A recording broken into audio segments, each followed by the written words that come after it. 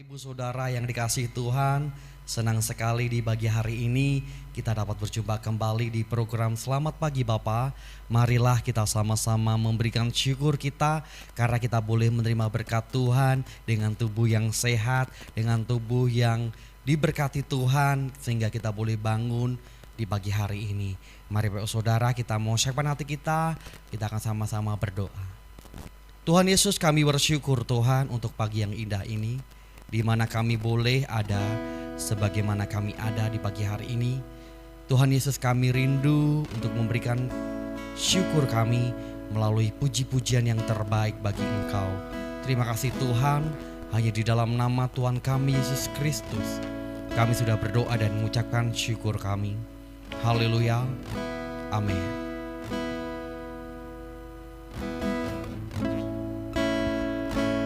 Mari kita satukan hati kita naikkan pujian yang terbaik bagi Allah kita.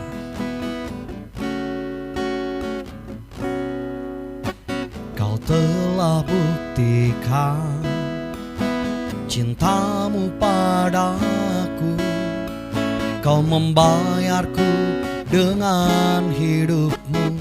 Ku bersyukur yang ada padaku, semuanya milikmu. Ku persembahkan seluruh hidupku di mezbahmu. Hanya Kau yang menjadi tempat jawaban, hanya Kau tempatku berharap. Berjalan bersamamu ku takkan goyah, sebab tangan kasih-Mu tersedia bagiku. Selamanya Kau ku cinta. Mari dengan segenap hati kita menyatakan, Kau telah buktikan cintamu padaku, Kau membayarku dengan hidupmu. Ku bersyukur yang ada padaku, semuanya milikmu. Ku persembahkan seluruh hidupku di mezbahmu. Hanya Kau yang menjadi tempat jawaban, hanya Kau tempatku berharap. Berjalan bersamamu ku takkan goyah, sebab tangan kasih-Mu tersedia bagiku. Selamanya Kau ku cinta. Hanya Kau yang menjadi tempat jawaban, hanya Kau tempatku berharap. Berjalan bersamamu ku takkan goyah, sebab tangan kasih-Mu tersedia bagiku. Selamanya Kau ku cinta.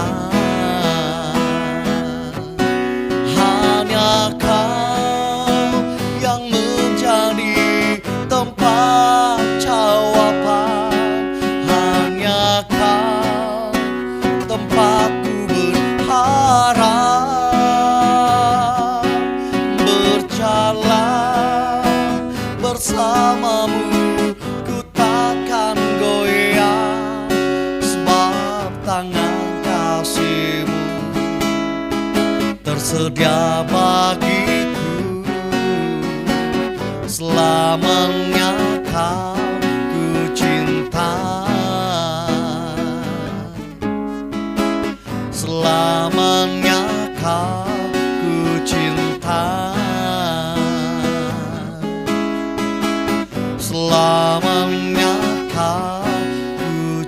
kita. Mari sembah Dia, mari agungkan. Oh, haleluya, haleluya. Kami bersyukur, kami muliakan. Hanya Engkaulah Tuhan, jadi sumber jawaban, jadi sumber pengharapan. Haleluya, Kaulah Tuhan, Kaulah Raja. Kau berikan hidupmu, kami bersyukur Tuhan. Haleluya, haleluya, haleluya. Terima kasih Tuhan untuk setiap karya keselamatan yang Tuhan sudah berikan kepada kami. Tuhan Yesus, kami rindu untuk duduk diam mendengarkan firman-Mu di pagi hari ini. Sucikan, kuduskan setiap hati kami, biarlah kami boleh menerima berkat firman Tuhan di pagi hari ini. Hanya di dalam nama Tuhan kami Yesus Kristus, kami sudah berdoa dan mengucapkan syukur kami. Haleluya. Shalom, selamat pagi saudara yang dikasihi Tuhan Yesus Kristus. Selamat pagi, salam sejahtera, damai dan sukacita Roh Kudus senantiasa melimpah di antara kita. Kembali kita di program Selamat Pagi Bapa, dan pagi ini kita akan belajar bersama melalui firman Tuhan yang diambil dari kitab Ibrani pasal 3 ayat yang ke-5 dan ke-6. Maksud saya Ibrani pasal 13 ya. Ibrani pasal 13 ayat yang ke-5 dan ke-6. Kita akan belajar bersama pagi ini. Apakah kita merasa aman? Rasa aman dari mana yang ada di dalam diri kita? Dan apakah kita selalu merasa mempunyai rasa aman karena Tuhan adalah penolong kita? Sebelumnya saya akan membacakan firman Tuhan yang menjadi perenungan kita pagi ini. Janganlah kamu menjadi hamba uang, dan cukupkanlah dirimu dengan apa yang ada padamu. Karena Allah telah berfirman, Aku sekali-sekali tidak akan membiarkan engkau, dan Aku sekali-sekali tidak akan meninggalkan engkau. Sebab itu, dengan yakin kita berkata, Tuhan adalah penolongku, aku tidak akan takut. Apakah yang dapat dilakukan manusia terhadap aku? Saudara yang dikasihi Tuhan, jika berbicara tentang uang, maka yang ada di pikiran kita adalah segalanya tentu butuh uang. Bahkan ada istilah uang adalah raja dunia. Namun jika dipikir-pikir, ini ada benarnya. Uang sangat dibutuhkan manusia. Uang menolong manusia untuk memenuhi kebutuhan-kebutuhan yang dia perlukan. Apa yang kita makan untuk bertahan hidup, itu pun kita beli dengan uang. Tempat di mana kita tinggal, tempat kita berteduh, itu dibeli dengan uang. Jika kita sewa juga itu disewa dengan uang. Pendidikan yang kita peroleh itu juga dibeli dengan uang. Bahkan saya berdiri di sini pun itu harus dengan uang. Saya harus berada di tempat ini, saya harus naik kendaraan, dan itu butuh bahan bakar, dan bahan bakar itu pun dibeli dengan uang. Jadi bisa dikatakan peranan uang itu sangat penting bagi manusia, bagi masyarakat. Dan terkadang uang bisa menjadi simbol kesuksesan bagi seseorang ataupun simbol keberhasilan. Dalam kehidupan seseorang, uang begitu penting. Dan kadang manusia akan merasa resah, khawatir, bahkan bisa putus asa jika mereka tidak punya uang. Namun sebaliknya, jika kita selalu siap sedia, kita mempunyai, kita tidak akan resah, tidak ada rasa khawatir. Lalu bisa dikatakan kita merasa aman, karena uang tadi memberi rasa aman menurut anggapan kita tentunya. Merasa aman karena selalu setiap sedia jika selalu kita butuhkan di kehidupan seseorang itu. Sehingga manusia menjadikan uang sebagai raja, dan timbul istilah tadi, uang sebagai raja dan manusia itu sebagai hambanya, karena hanya raja yang dapat memberi rasa aman, keamanan pada hambanya. Tapi saudara yang dikasih Tuhan, apakah benar demikian? Jika kita baca di ayat kelima tadi, firman Tuhan mengatakan, janganlah kamu menjadi hamba uang. Dan apa yang kita pelajari di sini, bahwa kita tidak bisa menjadikan uang sebagai raja, karena kita bukan hambanya. Kita tidak lagi bisa menjadikan uang itu sebagai pemberi rasa aman, karena Tuhan sudah jelas untuk melarang kita untuk melakukannya. Dan melalui firman Tuhan yang kita baca pagi ini, kita bersama belajar bahwa kita mau tidak boleh dan tidak bisa menjadikan uang sebagai pemberi rasa aman kita, tidak bisa memberi aman pada hidup kita.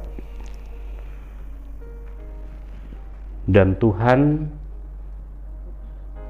melarang, tentu memberikan solusi ya.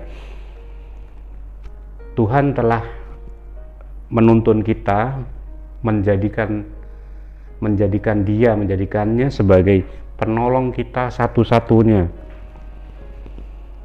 Dan jika di ayat 6 bisa kita baca, firman Tuhan mengatakan, aku sekali-sekali tidak akan membiarkan engkau, dan aku sekali-kali tidak akan meninggalkan engkau.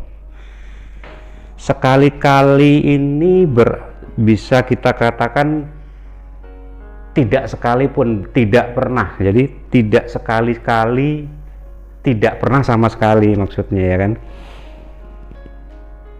Jadi Tuhan itu tidak akan pernah membiarkan kita, tidak akan pernah ya, sekalipun tidak pernah dan tidak akan pernah. Jadi tidak pernah dan tidak akan pernah meninggalkan kita. Tidak akan dan tidak pernah itu berarti Dia selalu menyertai kita, Dia selalu tidak membiarkan kita, tidak meninggalkan kita, selalu berada beserta kita ya kan. Dan apakah ini masih kurang cukup untuk membuat Tuhan, merasakan Tuhan sebagai penolong kita? Apakah kata-kata ini tidak cukup bagi kita untuk membuat Tuhan sebagai penolong,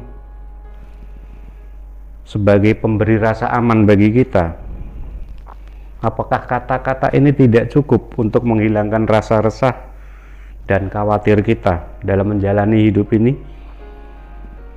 Apakah kata-kata ini masih membuat iman kita kurang percaya untuk mengatakan, Tuhan adalah penolongku, aku tidak akan takut? Mari kita renungkan kata-kata ini ya. Saudara yang kasih Tuhan, untuk menjadikan uang bukan lagi sebagai pemberi rasa aman kita, memang bukan sesuatu hal yang mudah. karena memang begitu kenyataannya. Kita memang merasa aman kalau kita punya uang karena kita merasa segala sesuatu dapat diselesaikannya. Namun hal ini dapat kita lakukan apabila kita merubah cara pandang kita terhadap uang. Dan tentunya apabila kita senantiasa mengingat firman Tuhan yang mengatakan sebaliknya tentang uang. Di dalam Alkitab mencatat firman Tuhan mengingatkan akar segala kejahatan adalah cinta uang. Jika dunia mengatakan uang memberi rasa aman, tetapi Alkitab justru mengatakan uang itu berbahaya, justru mencelakakan. Jadi kebalikannya ya, bukan rasa nyaman, tapi malah membawa bahaya, membawa celaka kalau kita tidak berhati-hati. Namun sebenarnya bukan uang itu sendiri penyebabnya. Keinginan kita yang berlebihan akan uang bisa menyebabkan perpecahan. Uangnya sendiri tidak ada masalah apa karena dia hanya benda mati ya. Hanya keinginan kita yang berlebihan akan uang tadi dapat menimbulkan perpecahan antara teman, keluarga, bahkan masyarakat sekitar kita. Dan yang perlu kita ingat, uang bukanlah segalanya. Uang hanyalah alat ukur, alat tukar, bukan raja, apalagi yang memberi kita aman. Uang hanya sebagai sarana kita untuk untuk menjadikan kita mencapai tujuan, tapi bukan tujuan itu sendiri. Contohnya kita bisa menukar uang dengan makanan, tapi kita tidak bisa menukar nafsu makan kita dengan uang.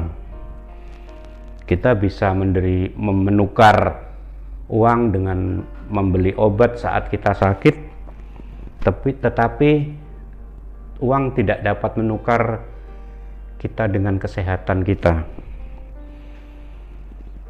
Uang bisa kita butuhkan untuk membeli tempat tidur, tetapi uang tidak bisa membuat kita tidur. Bahkan sering uang membuat kita tidak bisa tidur. Pendidikan bisa kita tukar dengan pendidikan, tetapi uang tidak bisa kita tukar dengan kebijaksanaan. Nah, itulah contohnya. Jadi memang segala sesuatu tidak bisa diselesaikan dengan uang. Lalu uang itu jika kita pergunakan dengan baik, dengan bijaksana, maka bukan uang yang menjadi hamba kita, uanglah yang jadi uanglah yang harusnya menjadi hamba bagi kita, gitu ya. Jadi dibalik ya, jangan salah. Jika kita sudah mengerti, kita sudah merubah pandangan kita tentang uang, maka kita tidak akan lagi menjadikannya pemberi rasa aman. Lalu dari mana kita dapat memberi rasa aman? Ya seperti tadi di ayat sebelumnya tadi, pemberi rasa aman bagi kita hanya Tuhan saja, dialah saja, tidak ada yang lain. Dialah pemberi rasa aman yang sejati dan penolong yang sejati. Tidak ada yang pernah seperti dia. Dia tidak pernah dan tidak akan pernah meninggalkan kita. Tuhan tidak hanya memberi kita makanan, tapi justru Tuhan membuat kita mempunyai nafsu makan. Tuhan tidak memberi kita obat, tidak hanya dengan memberi kita obat, tetapi dengan kesehatan yang kita perlukan. Tuhan juga bukan hanya memberi kita tempat tidur, tetapi Tuhan memberikan kita untuk bisa tidur dengan nyenyak. Dan Tuhan tidak hanya memberi kita pengetahuan, tetapi Tuhan juga memberikan kita kebijaksanaan. Jadi sangat bertolak belakang dengan uang tadi ya. Dan apakah kita masih kurang dengan hal ini? Apakah kita masih kurang aman? Masih pantaskah uang kita jadikan untuk sebagai pemberi rasa aman bagi kita? Apakah ini masih cukup? Apa kita sudah benar-benar memegang janji yang Tuhan berikan? Saudara yang kasih Tuhan, kiranya firman Tuhan yang saya sampaikan pagi ini dapat menumbuhkan iman percaya kita bahwa hanya Tuhan satu-satunya penolong dan pemberi aman bagi kita. Tuhanlah yang membuat kita selalu merasa aman, menghilangkan rasa khawatir yang ada di dalam kita, dalam hidup kita, dalam menjalani kehidupan ini. Dan tentunya menambahkan rasa iman kita, rasa iman percaya kita, dan sehingga dengan penuh keyakinan kita senantiasa dapat berkata, Tuhan adalah penolongku, aku tidak akan takut.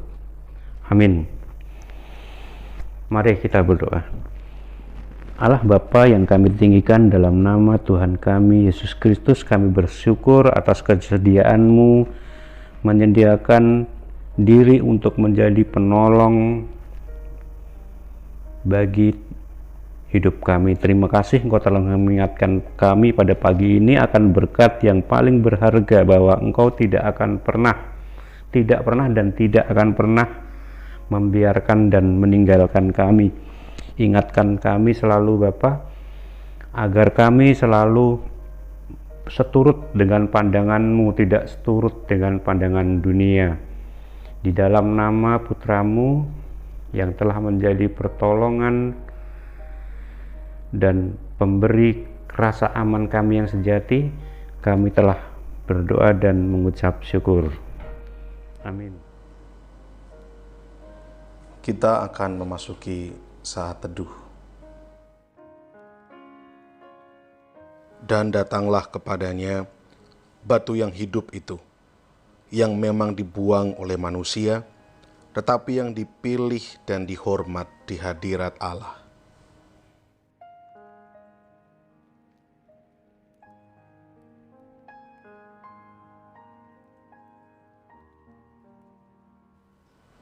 Dan biarlah kamu juga dipergunakan sebagai batu hidup untuk pembangunan suatu rumah rohani, bagi suatu imamat kudus, untuk mempersembahkan persembahan rohani yang karena Yesus Kristus berkenan kepada Allah.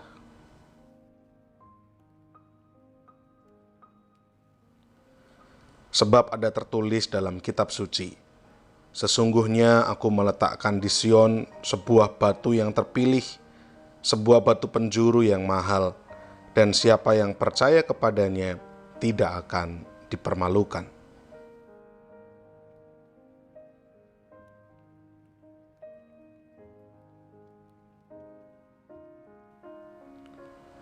Karena itu bagi kamu yang percaya, ia mahal. Tetapi bagi mereka yang tidak percaya, batu yang telah dibuang oleh tukang-tukang bangunan telah menjadi batu penjuru, juga telah menjadi batu sentuhan dan suatu batu sandungan. Kita akan bersama-sama menaikkan pokok-pokok doa sesuai dengan daftar yang tercantum di layar.